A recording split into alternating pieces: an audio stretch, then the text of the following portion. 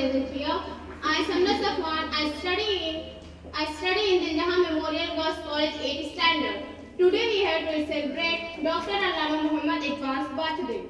He was a great Urdu poet. Today I will try to highlight some achievements of Dr. Allama Iqbal. Allama Iqbal was born in Sialkot on 9 November 1877. Iqbal's father Nur Muhammad and mother Imran Bibi were good and pious Muslims. He had great love for learning. He took his barrister's degree from Lincoln in London. He qualified for PhD from Munich, Germany. Iqbal was a great love for Islam and Sufi. Philosophy and literature were his special fields.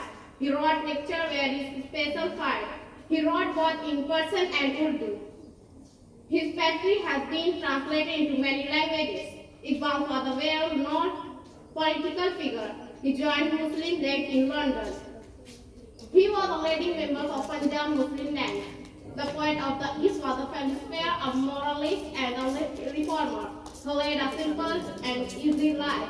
As a poet of eminence study, the great Allama said goodbye to his world on 21 February 1938. He is buried in the compound of historic Shahi Masjid, Lahore. Thank you very much and have a wonderful day.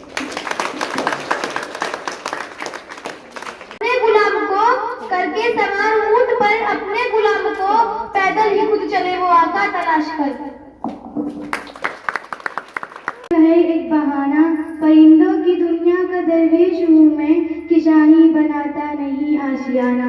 सदर आली वकार शाहीन एक परिंदा जो अपनी रफ्तार, शिकार और वकार की वजह से इकबाल का मंजूर नजर नहीं बल्कि शाहीन इकबाल का रोल मॉडल है। दरअसल शाहीन आला मकासद, जदोजहद और किरदार की बुलंदी की अलामत है। सदर आली वकार शाहीन के लिए मंजिल को पाने से ज्यादा मंजिल की जुस्तजू और मुसलसल मेहनत है।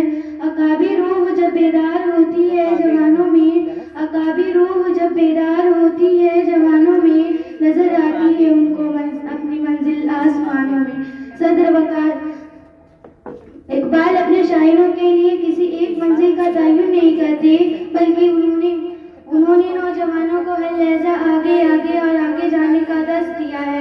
लुट गया रहसन के हाथ से रूह वो रुआ वो दबदबा वो जलाल खो गया, वो मुझसे बेमिसाल वो जमाल खो गया। डूबे हैं जो जवाबों में मगर सवाल खो गया, डूबे हैं जो जवाबों में मगर सवाल खो गया। इकबाल तेरी कौम का इकबाल खो गया, मोमिन का वो अंदाज बेकमाल खो गया, मोमिन का वो अंदाज बेकमाल खो गया।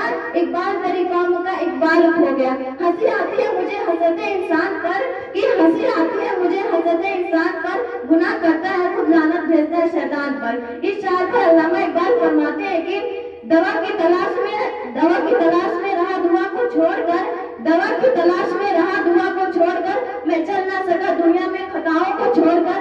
हैरत हूँ मैं अपनी हसरतों पर इकबाल, हैरत हूँ मैं अपनी हसरतों पर इकबाल, मगर हर चीज मांग ली मगर खुदा को छोड़कर। अस्सलाम वालेकुम सय्यदुल अंबिया वल मुरसलीन, अम्मा बाद। मोहम्मद अल्लामा इकबाल वो इकबाल जिस तरह किसी और कौम पर एहसान करता है तो उसे तोहफे में इकबाल देता है। दियारे इश्क में अपना मकाम पैदा कर, दियारे इश्क में अपना मकाम पैदा कर, नया जमाना नई सुबह शाम पैदा कर। इकबाल जैसी हस्तियां हजारों साल बाद पैदा होती हैं। इकबाल एक सच्चे आशिक रसूल थे, वो मुबल्लिग इस्लाम थे, इस्लाम के सच्चे हमदर्द भी थे। और इकबाल की ये शायरी जो मुझे बहुत पसंद है, मंजिल से आगे बढ़कर मंजिल तलाश कर, मंजिल से आगे बढ़कर मंजिल तलाश कर, मिल जाएगा तुझको वो दरिया की समुंदर तलाश कर। हर शीशे टूट जाता है पत्थर की चोट से, पत्थर ही टूट जाए वो शीशा तलाश कर। वो वक्त जब इंसानियत अंधेरे में गुम हो चुकी थी, मुसलमान गुलामों की जंजीरों में जकड़े हुए थे, तब अल्लाह ताला को बेबस मुसलमानों की बेबसी पर रहम आया। जिन इंसानों को उन इंसानों की मदद के लिए भेजा गया उनमें अल्लामा इकबाल का नाम सरफहरिस्त है। अल्लामा इकबाल ने अपनी शायरी के जरिया सोई हुई कौम को जगाया, कमजोर और बेबस इंसानों को जीने का हौसला दिया, एक नई उम्मीद जगाई। हमको शमशेर की हाजत नहीं रहती, उस कौम को शमशेर की हाजत नहीं रहती हो जिसके जवानों की खुदी सूरत फौलाद। उन्होंने अपनी शायरी के जरिए बूढ़ों, जवानों और बच्चों को निशाने मंजिल देने की कोशिश की है। आज उर्दू डे है और उर्दू की शुरुआत 12वीं शताब्दी में हुई थी। जनरली 12वीं शताब्दी में ही उर्दू की शुरुआत हुई थी। इसके जन्मदाता अमीर खुसरो को माना जाता है। अमीर खुसरो का नाम आपने सुना होगा, 10th की हिंदी में कुछ लेसन है। रसी माना जाता है जब मुगल कालीन दौर आया तो उर्दू की शुरुआत हुई।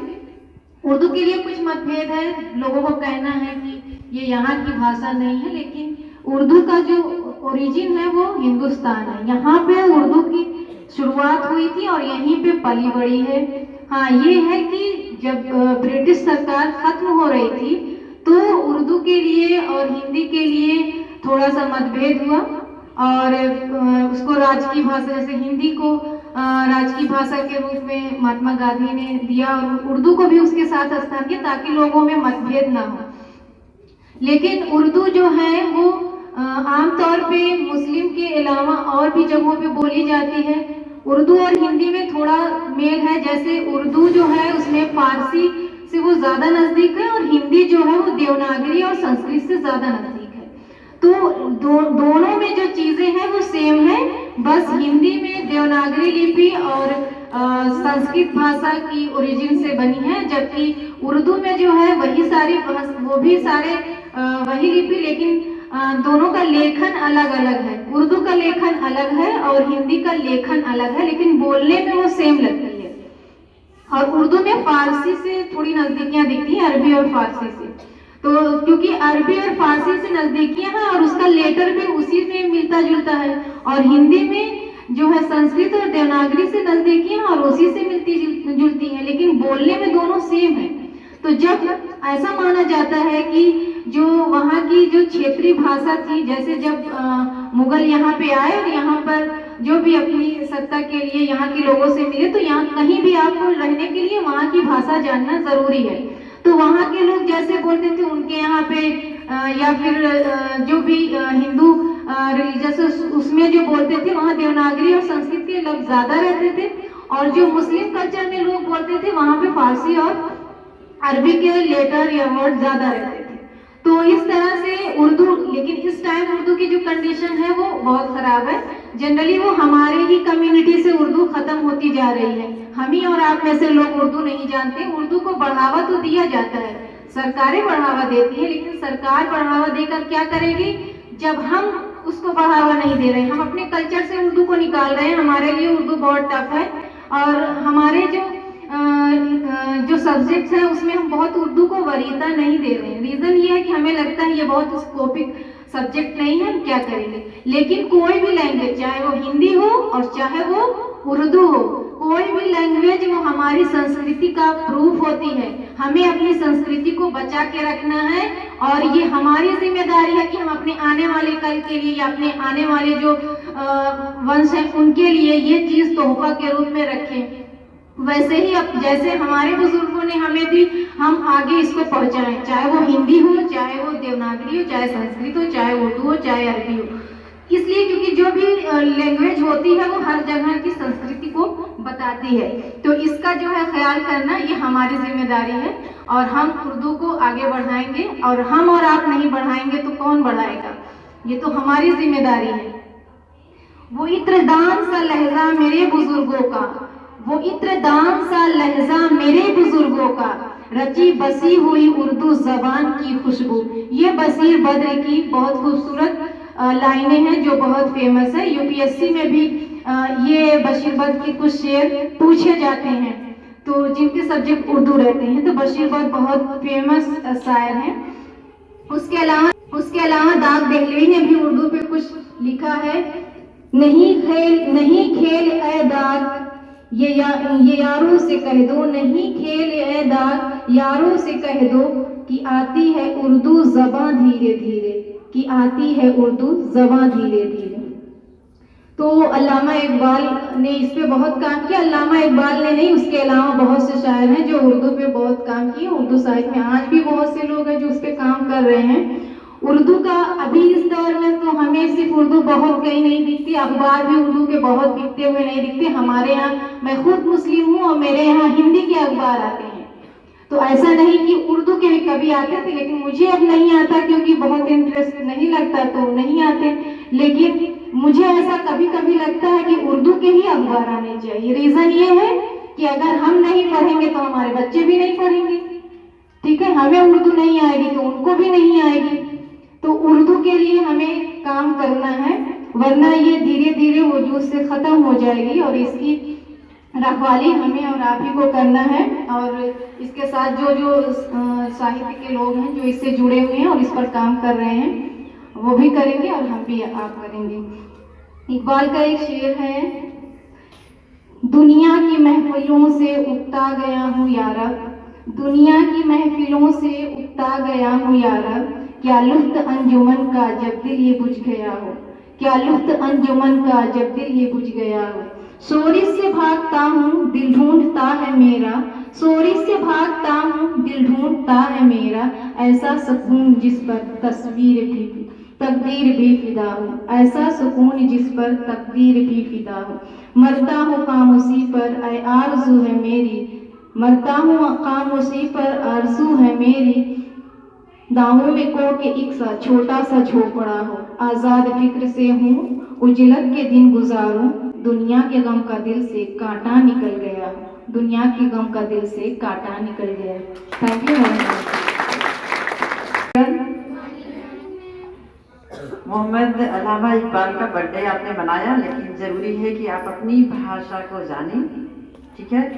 क्योंकि भारतेंदु हरिश्चंद्र कहा करते थे कि निज भाषा उन्नति है सब उन्नति कर मूल, बिन निज भाषा ज्ञान के मिटत न जिय को सूल। हमें अगर किसी की बात समझनी है तो अपनी मदर टंग में ज़्यादा समझ में आती है। मम्मी किसी बात को कहती है तो ज़्यादा समझ में आती है, कोई इंग्लिश में बताएगा तो इंग्लिश का पहले आप ट्रांसलेशन करोगे कि इसकी हिंदी क्या होती है या इसकी उर्दू क्या होती है। तो अपनी ज़बान आना बहुत ज़रूरी है। और हम अपनी भाषा में पारंगत, किसी भी सब्जेक्ट में पारंगत तभी होते हैं जब हमें अपनी भाषा पर अधिकार हो, कमांड होनी चाहिए, ठीक है। एक लेसन है क्लास 12 में, द लास्ट लेसन, शायद आपने पढ़ा हो। उसमें जर्मनी फ्रांस पर आक्रमण करता है और यहाँ के अल्सास सिटी पर वहाँ का झंडा गाड़ दिया जाता है। तो फ्रेंच टीचर को हटा दिया जाता है और जर्मन टीचर आ जाता है। लास्ट में लेसन एंड होता है तो बच्चे बोलते हैं, सोचते हैं कि क्या एक बर्ड को, एक कोयल है जो कूकती है, तो कहते हैं कि जो कॉलोनिस्ट है, ये शासक है, क्या बर्ड से भी अपनी भाषा में या जर्मन भाषा में गाने को कहेंगे। तो जब कोई भी आक्रमणकारी आता है तो पहले वहाँ की भाषा छीन लेता है, वहाँ के लोगों की भाषा छीन लेता है। जिम्मेदारी वहाँ के रहने वाले लोगों की होती है कि हमें अपनी भाषा को बरकरार रखना है और हमें हर हाल में अपनी भाषा को बरकरार रखना चाहिए। ये हमारी जिम्मेदारी है, हमारा राष्ट्रवाद है।